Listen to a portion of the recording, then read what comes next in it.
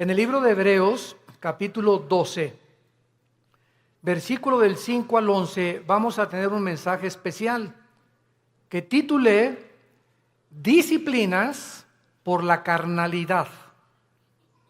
Ándale. Disciplinas por andar de carnal o por la carnalidad, que es una palabra que se usa en 1 Corintios 3, cuando Pablo les llama a los corintios, les hablé como a carnales y no, ¿verdad?, como a personas adultas en Cristo. Vamos a ver en este pasaje, versículos del 5 al 11, y habéis olvidado la exhortación que como a hijos se os dirige diciendo, hijo mío, no menosprecies la disciplina del Señor, ni desmayes cuando eres reprendido por Él, porque el Señor al que ama disciplina y azota a todo el que recibe por hijo.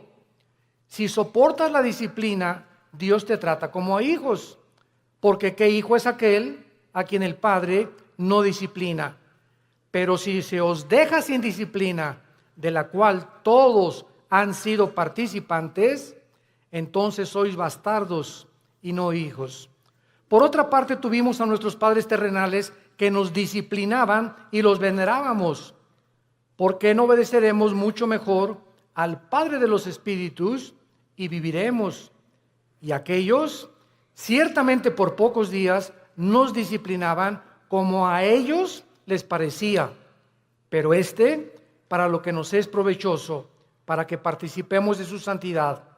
Es verdad que ninguna disciplina al presente parece ser causa de gozo, sino de tristeza, pero después da fruto apacible de justicia a los que en ella han sido ejercitados. Este es uno de los pasajes más ilustrativos de la Biblia, de la forma como Dios trata a todos nosotros, a todos los que nos llamamos cristianos por su gracia y su misericordia. Desgraciadamente, muchos cristianos creen equivocadamente que puedes seguir viviendo una vida cristiana de negligencia espiritual, sin preocuparte por discipularte, ni estudiar seriamente la Biblia, ni tener diario devocionales, ni tampoco una vida consistente de oración. Sin embargo, muchas de estas personas que tratan de vivir esta vida, estos cristianos, ignoran, como por eso comienza diciendo que ya se les olvidó, la exhortación que vas a ser disciplinado si no vives de acuerdo a la forma como Dios ha diseñado para que vivas. Pero vamos a ver en este estudio en qué consiste esta disciplina. ¿Cuáles son las bendiciones tan grandes, tan enormes, que los cristianos se están perdiendo por vivir esa clase de vida? Y podemos preguntarnos también, ¿estos cristianos tendrán consecuencias después de la muerte? Porque tendrán consecuencias en esta vida y hay consecuencias después de la muerte también. O sea, que todos vamos a llegar al cielo y todos vamos a ser recompensados de la misma manera. ¿Qué cosa es lo que Dios usa como disciplina a los cristianos que le han querido abandonar? A los cristianos que le han dicho, Señor, en 3 meses nos vemos. Déjame irme de vacaciones y reventarme en las vacaciones, etcétera, etcétera. Y después de la Navidad te vuelvo a ver, en enero tengo una cita contigo en la iglesia, Señor. El primer domingo comenzamos otra vez la vida cristiana. ¿Cuánto tiempo cree un cristiano o cristiana, desde luego, que puedes vivir sin que Dios haga algo para regresar otra vez a tener la comunión con Él? Vamos a ver todas estas respuestas en la Biblia y vamos a comenzar con la apostasía.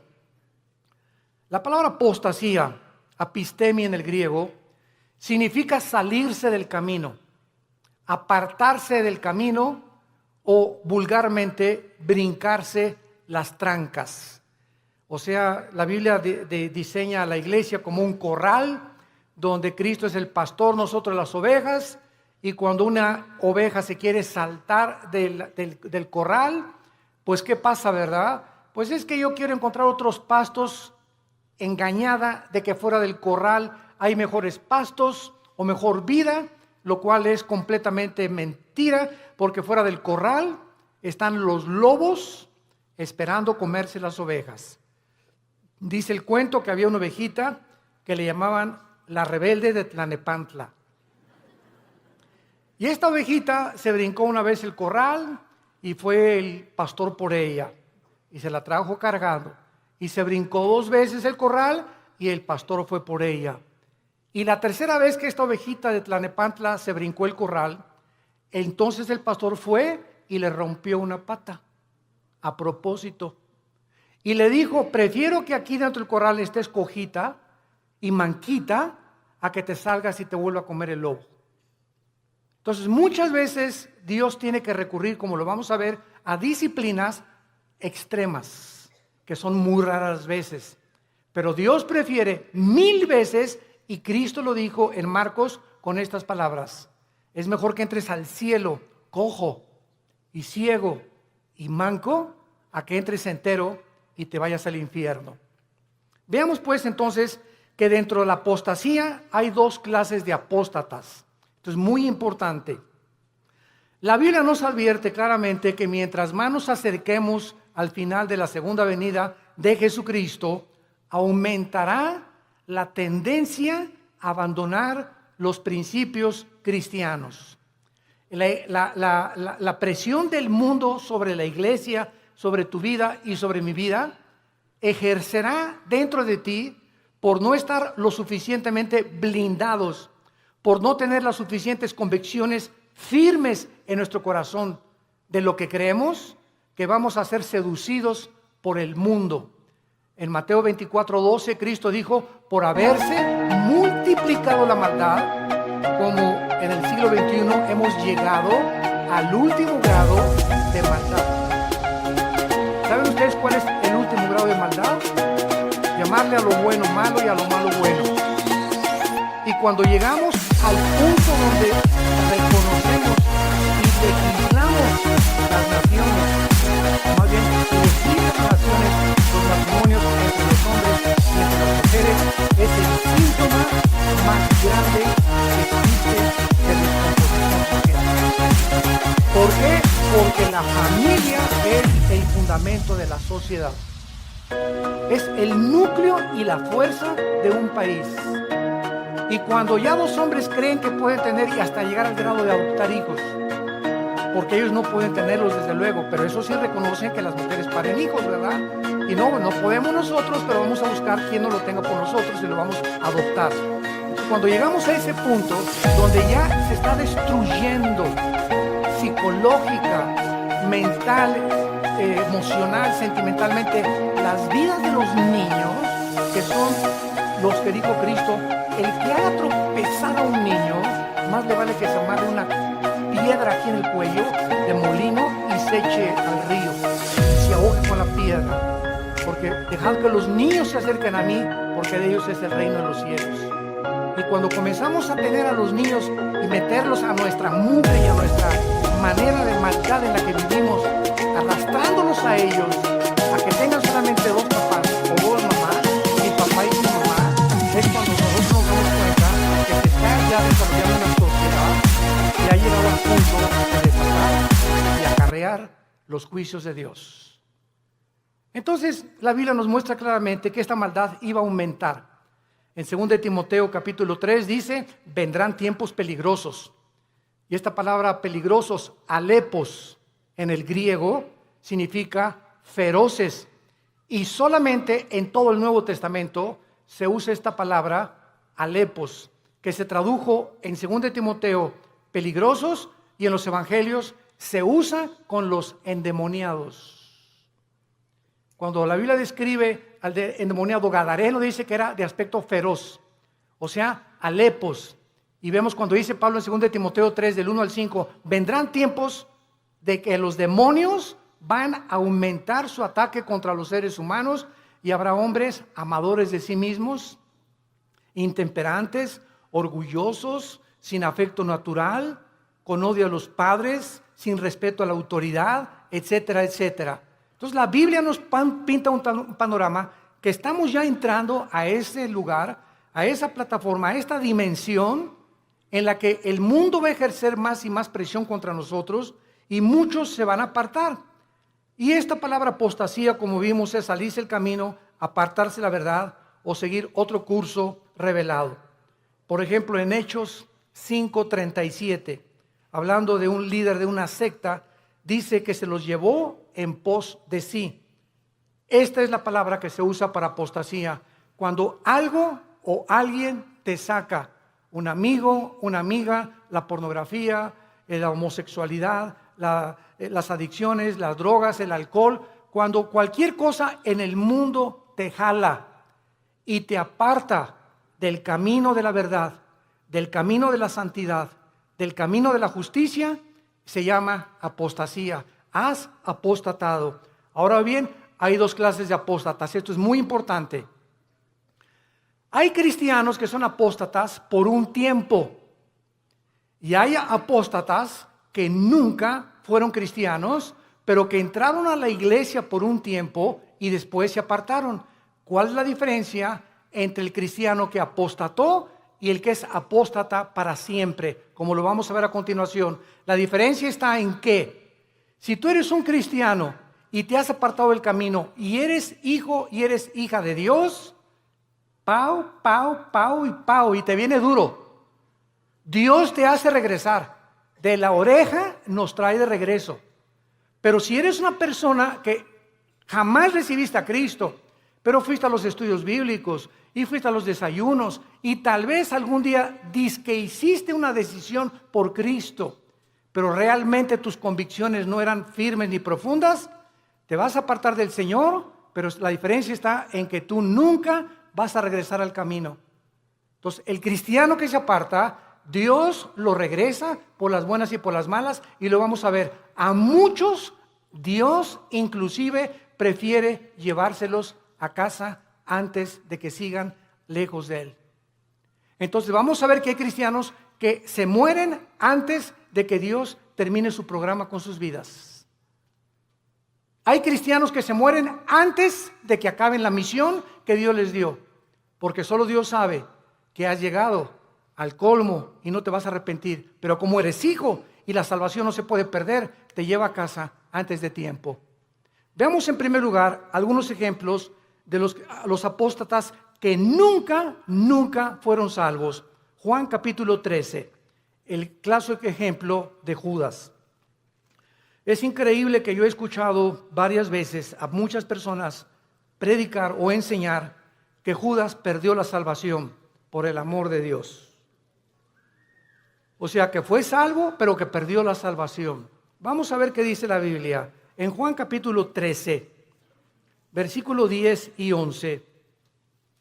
Ya Cristo está a punto de entrar a la cruz y al huerto de Getsemaní. Y les dice, el que está lavado no necesita lavarse, no necesita sino lavarse los pies, pues está todo limpio. Eso le estaba hablando a todos los apóstoles que eran salvos, que eran cristianos, como todos nosotros. El momento que recibes a Cristo, ¿quién nos lava? Dice la Biblia en Efesios 5 que es la palabra de Dios la que nos lava y la sangre de Cristo, ¿verdad? Y ahora, ya siendo cristianos, Dios nos da la responsabilidad de nosotros seguirnos lavando. O sea, si cometemos un pecado, la sangre de Cristo, que es tan fresca como cuando nos salvó Dios, nos limpia de todo pecado. Entonces, un cristiano tiene que estar continuamente metiéndose a la regadera, porque diario se nos pega la contaminación del mundo, lo que oyes en tu oficina, con tus amigos, en la escuela, en la universidad, chistes groseros, un programa grosero, desnudos en la televisión, desnudos en el cine. Todo eso entra a nuestra alma y nos ensucia, nos contamina.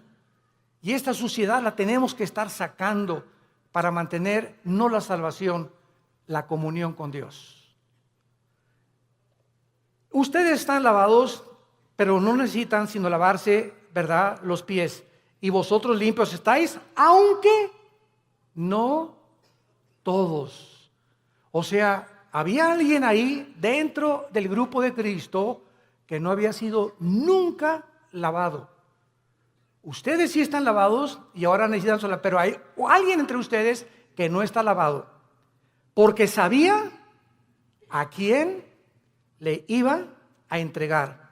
Por eso dijo, no están limpios todos. Judas nunca fue limpiado de sus pecados, jamás. Versículo 18, no hablo de todos vosotros, yo sé a quienes he elegido, mas para que se cumpla la escritura, el que come pan conmigo levantó contra mí su calcañar. Capítulo 17 de San Juan. Nos brincamos al capítulo 17 y aquí ya Cristo lo aclara, tan transparente como la luz y el sol. Dice Juan 17, versículo 12. Cuando estaba yo con ellos, o sea, Cristo está orando al Padre, está dirigiéndole estas palabras al Padre. Cuando estaba yo con ellos en el mundo, yo los guardaba en mi nombre. A los que me diste, yo los guardé. Y ninguno de ellos se perdió, sino el hijo de perdición, para que la escritura se cumpliese. O sea, nunca Judas estuvo bajo el cuidado de Cristo. Nunca, jamás. Los guardó de Satanás y los guardó del mal. Cuando vino Satanás a atacar a Pedro, ¿se acuerdan? Que le dijo Cristo, oye, Satanás ha pedido tu alma para zarandearte. Y Pedro, muy macho, no, yo no me voy hasta la muerte contigo. Espérame, Pedro, el gallo va a cantar 3 veces y tú me vas a negar. Entonces, Pedro y Judas, los dos, traicionaron a Cristo. Los dos le volvieron la cara a Cristo, porque Pedro negó a Cristo 3 veces. ¿Y cuál fue la diferencia? Que cuando Pedro le negó, vean esto, cuando Pedro negó a Cristo, en ese momento Cristo se encontraba como a 10 metros de Pedro. Y cuando Cristo volteó a ver a Pedro, Cristo lo volteó a ver con los ojos moros. Ya había sido golpeado Cristo. Imagínense ustedes a Pedro, en el momento que canta el gallo, volver a Cristo, y Cristo con sus ojos moros, adolorido por los golpes que los soldados ya le habían dado, lo ve a Pedro diciéndole, ya ves, pero sabes una cosa, te sigo amando. ¿Cuál fue la diferencia? Por 30 monedas de plata, y sin embargo, cuando tuvo las monedas de plata, nunca creyó que Jesús era el Mesías, porque si hubiera creído, se hubiera arrepentido y le hubiera pedido perdón. ¿Qué hizo Judas? Agarró las 30 monedas de plata y las tiró. Y fue y se quitó la vida. Se suicidó. Se colgó de un árbol. Dice en Hechos capítulo 1 que se rompió, ¿verdad?, la rama del árbol y cayó de las piedras y todas se estripó completamente. Murió ahorcado y con todo el vientre abierto, comido por los gusanos. Así acabó Judas. Judas nunca, jamás fue salvado.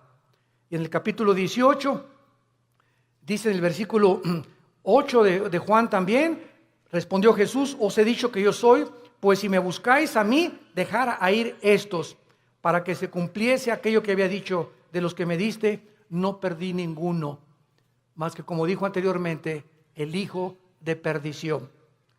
Ahora, el apóstol Pedro, seguimos estudiando las personas que nunca fueran salvas. Carta segunda de Pedro, capítulo 2.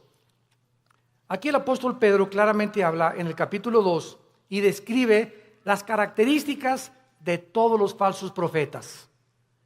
De todos esos que pueden predicar y pueden ser hasta pastores, pueden ser predicadores, ¿verdad? Inclusive que no tienen la salvación y que jamás fueron salvos. Y dice en Pedro, versículo 21 y 22, describiendo ya todas sus características de estos falsos maestros y profetas que menciona en el versículo 1 y versículo 2, dice el versículo 21, segunda de Pedro 2, 21 y 22, porque mejor les hubiera no haber conocido el camino de la justicia. O sea, hay personas que conocían que Jesús era el Cristo, que Jesús murió por sus pecados por ellos, y conocían que Cristo era la verdad y que la Biblia era la verdad. Mejor les hubiera sido no haberlo conocido, que después de haberlo conocido, volverse atrás del santo mandamiento que les fue dado. Escuchen, pero les ha acontecido lo del verdadero proverbio: el perro vuelve a su vómito y la puerca lavada a revolcarse en el lodo o en el cieno. Aquí Pedro, de una forma ya inequívoca, describe que todas estas personas nunca fueron salvas. ¿Cómo lo dice Pedro? ¿Qué hace un perro cuando vomita? Se vuelve a comer lo que salió, ¿verdad?, de su estómago. ¿Por qué lo hace? ¿Por qué lo hace? Pues porque es perro. Si no fuera gato, los gatos no lo hacen, los leones no lo hacen. Ahora, ¿por qué un puerco? Agarras al puerquito y lo lavas y le pones Chanel y le pones un moño y todo, y lo sacas del lodo y lo envuelves y lo que tú quieras, y está y huele a Chanel número 5. Y a los 5 minutos el puerco se revuelca en el lodo otra vez. ¿Por qué no duró nada bañado y champuceado y perfumado? Porque es puerco. Ahora, para que el perro ya no regrese a su vómito, ¿qué se necesita? Cambiar su naturaleza, dejar de ser perro. Para que el puerco no regrese al lodo, necesita ser otro tipo de naturaleza, tener la naturaleza de otro animal, porque los puercos, esa es su naturaleza, el lodo, y los perros el vómito. Aquí está hablando Pedro, que estas personas, su naturaleza nunca fue cambiada, porque si hubiera sido cambiada, no regresarían a hacer lo que hicieron antes de conocer a Cristo. ¿Me van siguiendo? Esta es la grande diferencia de las personas que nunca fueron salvas. En 1 Juan 2:19, el apóstol Juan dice, 1 Juan 2:19, salieron de nosotros. Oye, don Pancho, pero si tú ibas a la iglesia ahí en el Cine Apolo hace 15, 20 años, o te vimos aquí en la iglesia, te fuiste a los estudios conmigo. Oye, tú estuviste en el LITI, tomaste todo el curso del LITI, compadre. Y ahora te estás divorciado, estás con otra señora, te has cometido adulterio, etcétera, etcétera. Y te contesta tu compadre, sí, ¿y qué? Chale. Ya en ese momento te das cuenta, ¿verdad?, que ya hay algo raro. A una persona que fue cristiana, pues sí, ¿verdad? Y me duele, ¿verdad? Y lo que tú quieras, pero estas personas salieron de nosotros, pero no eran de nosotros. Porque si hubieran sido de nosotros, dice 1 Juan 2:19, hubieran permanecido con nosotros. Salieron para que se manifestara que no todos los que vienen a la iglesia son y pertenecen al cuerpo de Cristo. Todas las iglesias, esta y todas las en el mundo cristianas, todas las iglesias, sin excepción, son una mezcla del trigo y la cizaña. Así que el que está a tu lado a la derecha, aunque tengas cara de Santa Rita de Casia, y el que está atrás de ti, que tiene cara en Clodomiro, no son todos lo que aparecen ser. Entonces no te decepciones y no te desilusiones. Ay, ¿qué es en esa iglesia? Nadie me amaba. ¿Y te acuerdas de esa persona? Y así son los cristianos. Espérame tantito, así no son todos los cristianos. Si un avión se cae con un piloto porque iba borracho, no significa que todos los pilotos de American Airlines son borrachos. Si un carro de carrera choca, no significa que todos son tan tontos como el que chocó. Entonces no puedes generalizar. Entonces tenemos que entender eso. La iglesia es una mezcla y no todos son lo que son. Hay un remanente en todas las iglesias de verdaderos hijos e hijas de Dios. Y solo el tiempo dirá verdaderamente quiénes son los que permanecieron hasta el final. Muy bien, veamos ahora los que son salvos. Proverbios capítulo 3, los apóstatas que son salvos, pero que regresan porque son hijos de Dios, y Dios, hay su promesa, al que ama, disciplina. Y si no hay disciplina es porque nunca fuiste hijo de Dios. Por eso sigues haciendo lo que te da la gana. Porque si fueras hijo de Dios o hijas de Dios, ¿desde cuándo Dios que ya te hubiera surtido? Y bien surtido. Pero sigues igual de hace 1 o 2 años precisamente porque nunca has pertenecido a la familia de Dios. Dice en Proverbios 3, versículo 11 y 12, no menosprecies, hijo mío, le está hablando a sus hijos, el castigo de Jehová, ni te fatigues de su corrección, porque Jehová al que ama castiga, como al padre a quien quiere. Vamos a ver que en el Antiguo Testamento los castigos eran diferentes de los castigos del Nuevo Testamento. Y Dios trataba de una forma a los cristianos, porque no eran cristianos, ¿verdad? Cristiano significa lleno del Espíritu. A las personas que formaban parte del pacto abrámico y a los que no formaban parte del pacto abrámico davídico palestino. Entonces era muy diferente, lo vamos a ver más adelante. Veamos ahora en Lucas 15, ¿se acuerdan del hijo pródigo? Bueno, dice la Biblia, un padre tenía 2 hijos, todo el mundo conoce esta historia del 11 en adelante. Y de repente uno de los hijos le dice, oye viejo, dame toda la herencia, échame mis centavitos que me pertenecen. En el antiguo oriente, un muchacho que hacía eso, quedaba desheredado. Porque era el peor pecado que pudiera hacer, dame el dinero. No era hasta que el padre se moría que podía dar la herencia. Pero este muchacho ya quería quemarse la herencia. Y le dice al padre, dame mi herencia. Y el padre respeta su libre albedrío, respeta su decisión. Aquí está, hijo, tu herencia. El hijo se fue, como todos vemos en la historia, y desperdició sus bienes y a las discos, en discos, en chavas, por acá, en bailongos, etcétera, etcétera, que el cachuchá, que el switch, que por acá. Y entonces se acabó el dinero y comenzó a buscar trabajo y no encontró trabajo. Había ya deteriorado su salud y encontró trabajo alimentando puercos. Alimentando puercos. Y entonces fíjense ustedes, estando el hijo pródigo en la condición en la que se encontraba, alimentando puercos, de repente algo pasó en su vida. ¡Pum! Algo lo hizo despertar y ver la realidad de lo que él había hecho. Y no en todos, a muchos Dios los deja. Pero este, como era hijo, tuvo que despertar la realidad. Y entonces dijo, ¿cuántos hombres en la casa de mi padre que no son sus hijos? No era su hijo. Los obreros de mi padre tienen cama, tienen comida, buena comida. Y yo que soy hijo, estoy alimentando puercos. Esto haré. Ahí está la conciencia que no todos tienen. Porque la tuvo él, porque era hijo. Esto haré. Regresaré e iré con mi padre y le pediré perdón. Y le diré, Padre, no vengo a nada. Vengo a que me hagas hasta atrás y no quiero ni siquiera que tener los privilegios que tienen tus hijos. Hazme como un obrero como todos los demás. Y el padre no estaba con un bate de béisbol esperándolo, ni con un garrote. El padre se retrata en la Biblia, en este pasaje, que siempre todos los días, con sus brazos abiertos, mirando al horizonte, siempre esperando y sabiendo que como era su hijo, tenía que regresar algún día. Y Dios sabe que nosotros, cuando nos alejamos de Él, siempre nos está esperando a que regresemos, que le pidamos perdón, porque nos ama, está enamorado de nosotros. Dios está enamorado de nosotros. No te imaginas cuánto te ama Dios, que dio a su hijo.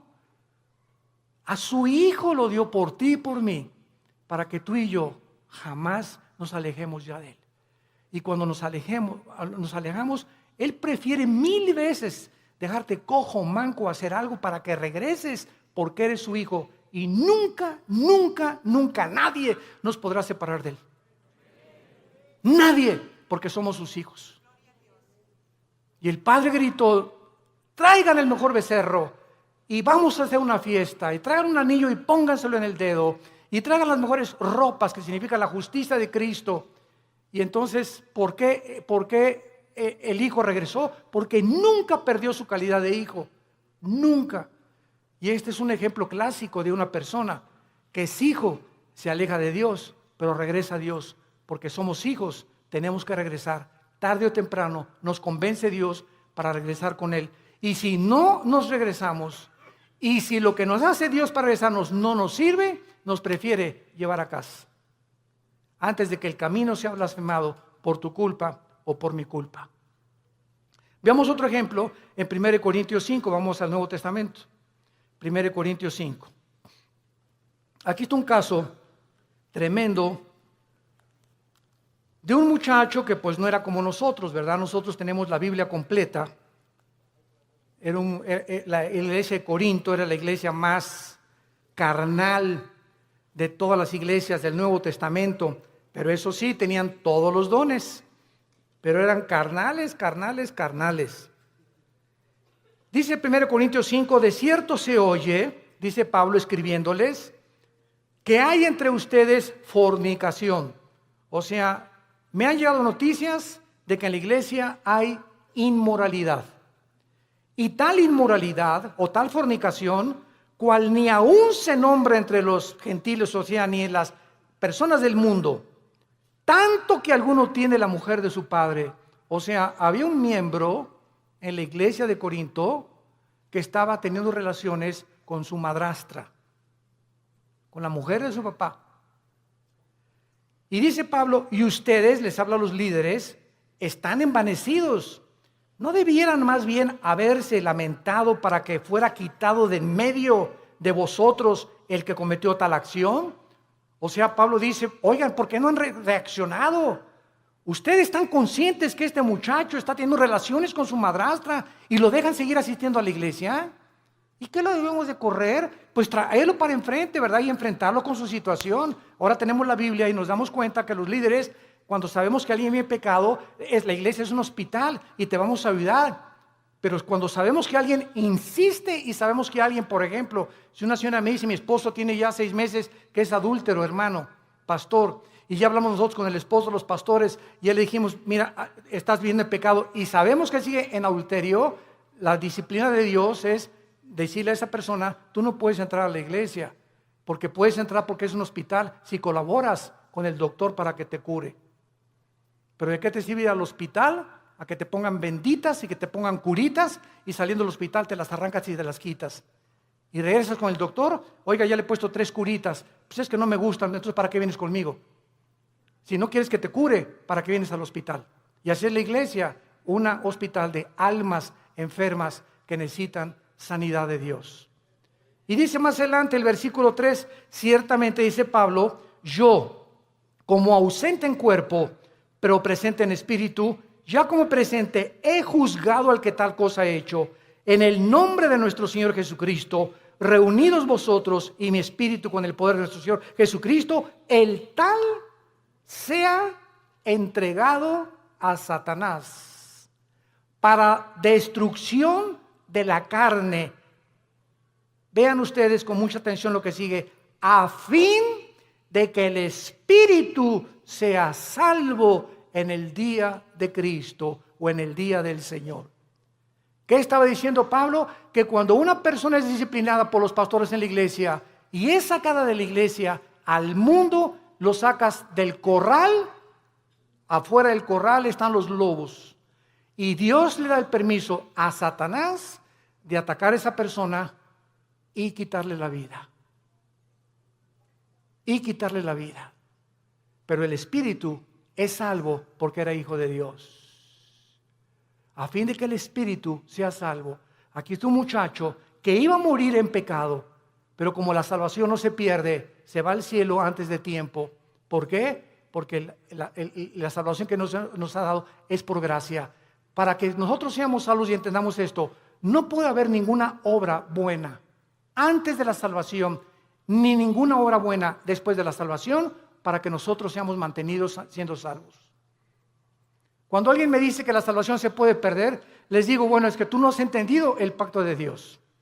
Antes de Cristo, ¿cómo fuiste salvado? ¿Qué hiciste para ser salvo? Nada, no hizo nada, y Dios te salvó. Bueno, ya eres salvo.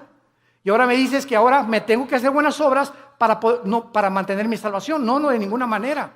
Si hay alguna sola obra que tú hagas para decir que esas obras están manteniendo en el camino de la salvación, entonces ya estás atrayendo mérito sobre tu vida y le robas la gloria a Dios. Las buenas obras que hacemos después de que somos salvos no son para mantener la salvación, son como el fruto de nuestra santificación. Efesios 2:10, porque para buenas obras hemos sido llamados, las cuales preparó Dios de antemano para que anduviéramos en ellas. Entonces, las buenas obras que yo hago después de Jesucristo implican y dan testimonio que soy hijo de Dios, pero no hago buenas obras, ni me porto bien para decirme, Señor, ya pequé, ya perdí la salvación, ya perdí el nuevo nacimiento, mañana nazco de nuevo, ¿verdad? O ya pequé, el Espíritu Santo ya me selló, pero ya se fue porque ya perdí la salvación, pero el año que entra que regrese a ti, me vuelves a sellar, ¿verdad? Imagínense ustedes este estado tan absurdo espiritual de una persona. Entonces, si pierdes la salvación, ya no vuelves a ser renacido de nuevo, ya regresaste a la eternidad, otra vez al estado en que te encuentras. ¿Puede un bebé que nazca regresar al vientre de su madre otra vez? Imagínate, no me gusta aquí afuera, mejor me regreso adentro. Y el bebé lo meten dentro de la panza de la mamá, ¿verdad? De la matriz de la mamá. Es absurdo, es exactamente la salvación. Veamos otro ejemplo en Santiago capítulo 5, de personas que son cristianas, pero pecaron, pero están en peligro muy grave de ser disciplinados por Dios. Santiago 5, versículo 19 y 20. Hermanos, ¿a quién le está hablando? A hermanos, a cristianos. Si alguno entre vosotros, o sea, entre los hermanos, se ha extraviado, o sea, se ha salido del camino, o ha apostatado de la verdad, y alguno le hace volver, sepa que el que haga volver al pecador del error de su camino, salvará ¿de qué? De muerte un alma y cubrirá multitud de pecados. Esto es lo que vamos a ver en 1 Juan 5, lo vamos a ver, esto es lo que se llama el pecado de muerte de un cristiano. Si tú ves que tu hermana o tu hermano anda por ahí afuera y nadie sabe más que es cristiano, pero tú vas, oye Jorge, ya no sigas así, hombre, ya no te la sigas tronando, ya no sigas acostándote con tu novia, Dios te va a disciplinar. Y si tú convences a esa persona de que regrese al pecado, lo estás salvando, porque si ese que tú vas a exhortar sigue ese camino, Dios no tarda en llevárselo a casa antes de tiempo, o que le venga algo serio en su vida para que lo haga recapacitar y regresar a Dios, o llevárselo a casa antes de tiempo. Si tú ves a alguno entre los hermanos que tiene una vida licenciosa y que se dice cristiano, y tú logras convencerlo y orar con él, o comenzar a orar por él y traerlo al camino otra vez, lo estás salvando de que Dios se lo lleve antes de tiempo a su casa. Ahora veamos otro ejemplo también de estas personas en 1 de Juan capítulo 5. Antes del Apocalipsis está 1 de Juan y dice así.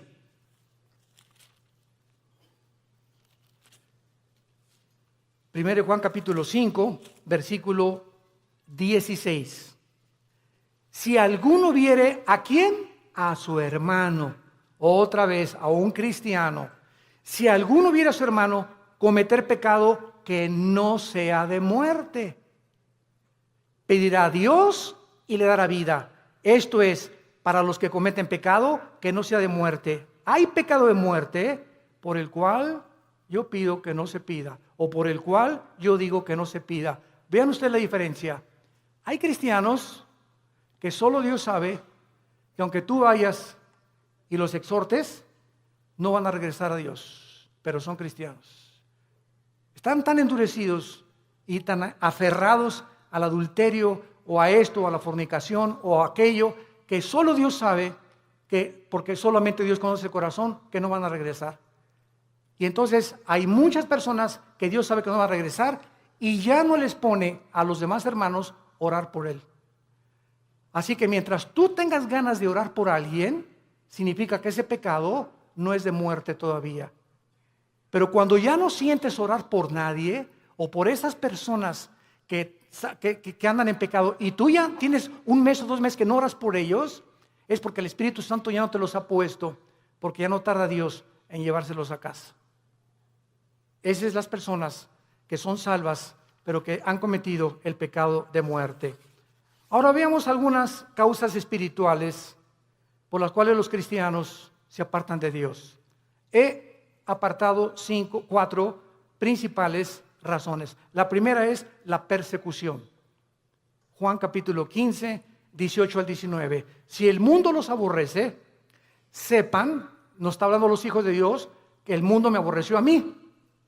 Si tú eres cristiano y regresas a tu casa y ya con el pastor, ay pastor, pues desde que me convertí, ya mis padres no me quieren y en la escuela se hacen burla de mí, bla, bla, bla, etcétera, etcétera. Pues, ¿qué creías entonces? Dios nos llamó no solamente a creer en Él, sino a padecer por Él también. Ahora, ¿no quieres que te persigan? ¿No quieres ser diferente a los demás? ¿No quieres que nadie te calumnie, ni que nadie haga chismes contra tu vida? No hay ningún problema. Únete al grupo de ellos y no seas diferente.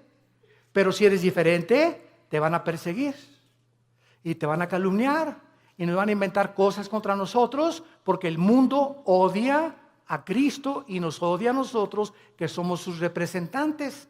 Y esta persecución hace la que mucha gente, no, pues yo prefiero mejor, no. Y contestas, ¿es cierto que tú eres cristiano y que andas con los aleluyos? No, mira, bueno, soy cristiano, pero no soy exagerado, no estoy así en un extremo. Estoy conociendo a Cristo y comienzas a poner pretextos y avergonzarte y decirles, sí, ¿y qué? ¿Te gustó? ¿No les gustó? Qué bueno, me da mucho gusto, me da tristeza como ustedes viven. He encontrado a mi Salvador. ¿Por qué nos habíamos de avergonzar de aquel que en la cruz dio su vida desnudo por nosotros? Él no se avergonzó por nosotros. ¿Y tú te avergüenzas de Él porque tu familia te persigue? ¿Porque eres diferente a tu familia? Entonces, esta persecución hace que muchos se alejen del Señor. Número 2, la negligencia de la palabra de Dios. Hebreos capítulo 2. Ya la Biblia no la lees desde hace 2, 3 semanas. Ya la lees allá nomás el domingo. Ya no tienes un devocional diario con el Señor. Y dice Hebreos 2. Por tanto, es necesario que con más diligencia atendamos las cosas que hemos oído. No sea que nos deslicemos. Porque si la palabra dicha por medio de los ángeles fue firme, y toda transgresión y desobediencia recibió justa retribución, ¿cómo escaparemos nosotros si descuidamos una salvación tan grande, la cual, habiendo sido anunciada primeramente por el Señor, nos fue confirmada por los que lo oyeron? Esta frase, ¿cómo escaparemos nosotros si descuidamos la salvación? Muchos la han atribuido a que si se pierde la salvación, nos está hablando Dios, ¿cómo escaparemos de su disciplina? Lee también Hebreos 12. Al que ama Dios disciplina, y si no hay disciplina no eres hijo, eres bastardo. Entonces, ¿cómo escaparemos? ¿Cómo crees que te vas a escapar de Dios habiendo sido cristiano ya? Si tú descuidas tu vida devocional con Dios. Número 3, la amargura. Hebreos 12:15. La amargura es otra causa de alejarse de Dios. Mirad bien, Hebreos 12:15, que ninguno de ustedes deje de alcanzar la gracia de Dios. Qué tremendo. Dejar de alcanzar la gracia de Dios. ¿Cómo? Que brotando alguna raíz de amargura te estorbe y por ella contamines a muchos. Esto está tremendo, Hermano en Cristo, hermana en Cristo, tú y yo no podemos darnos el lujo de odiar a nadie. Hayan hecho lo que nos hayan hecho. No podemos darnos el lujo de tener rencor contra nadie. Hayan hecho lo que te hayan hecho, que te violaron, que te robaron, que te golpearon, que tus papás, lo que hayas atravesado en la vida, perdónalo. Perdónalo. Que no puedo perdonarle, cae de rodillas, Señor, díselo, no puedo perdonar. Gracias, hija, porque eres honesta. Padre, si tú no me das el poder de perdonar a Pancho o a Lucrecia o a Carlita, etcétera, etcétera, o al perro que me mordió, no tengo la capacidad de perdonar. Pero si tú eres cristiano y estás en tu corazón en este momento que me escuchas, tienes algo contra alguien que te ha lastimado en el pasado, ten mucho cuidado, porque el rencor se vuelve en amargura. Y cuando un cristiano está amargado, cierra el cielo cierra el cielo. ¿Qué es la gracia? No es la gracia santificante, no es la gracia salvífica, está hablando de la gracia santificante. ¿Qué es la gracia?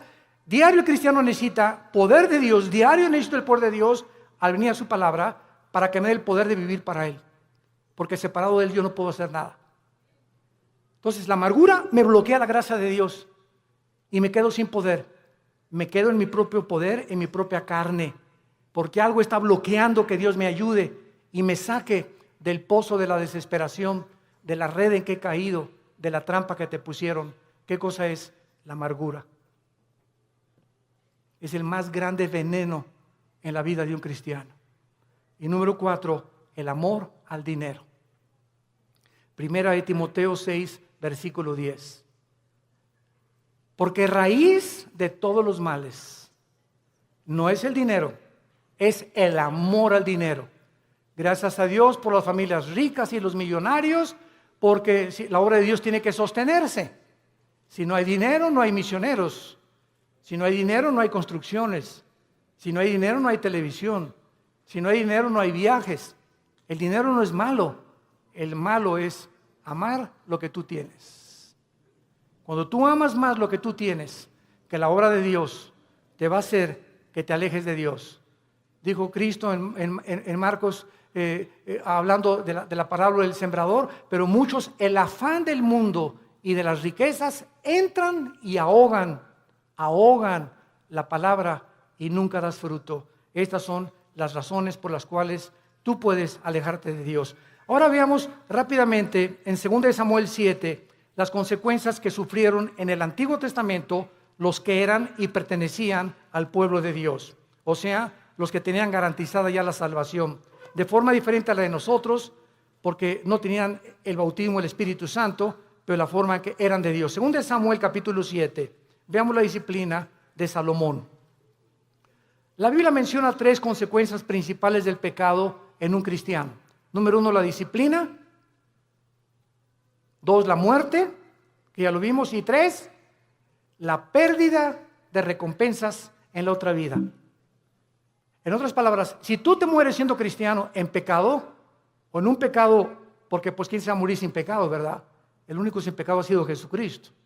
Si yo me muero, estás ahí en el hospital y ya te da el síntoma, y una enfermera guapa y le haces, ¿qué tal, enfermerita? Ya le echaste ojitos, ¿verdad? Y ¡pum! Te mueres. Te llevaste ese pensamiento al otro laredo, ¿verdad? O sea, no moriste santito, sin haber roto un plato. O haz de cuenta que también estás en el hospital ahorita, o sales a la carretera y chocas ahí en la carretera, y la mañana te peleaste con tu esposa, te moriste en pecado. ¿No es cierto? ¿Y vas a perder la salvación? No lo vamos a perder. Pero en la otra vida perdemos las recompensas. Que no se imaginan qué grandes recompensas hay, porque no todos los cristianos en la otra vida vamos a gobernar con Cristo. Solo los vencedores. Y lo vamos a ver más adelante para terminar. En 2 Samuel 7, 14 y 15, se le está dando las instrucciones a David y le dice, yo le seré el padre y él me será mi hijo. Si hiciere mal, o sea, si se aparta de mí, le castigaré con vara de hombres y con azotes de hijos de hombres, pero mi misericordia no se apartará de él, como la aparté de Saúl, al cual quité delante de ti. ¿Cuál fue la diferencia entre la descendencia de David y el rey Saúl? ¿Cuál fue la diferencia entre Pedro y entre Judas? En que aunque nosotros nos portemos mal y aunque nosotros intentemos alejarnos de Dios, si somos hijos e hijas de Dios, su misericordia es más alta que los cielos. Y Dios va a hacer algo para que regreses y para que yo regrese a la comunión con Él. Y va a ser disciplina. La palabra disciplina es interesante porque viene de la palabra paidego, viene de la palabra pedagogo, que significa el que forma el carácter o el maestro. Entonces, ¿se acuerdan de nuestro pasaje en Hebreos 12? Dios al que ama disciplina, al que ama le forma el carácter a través de pao.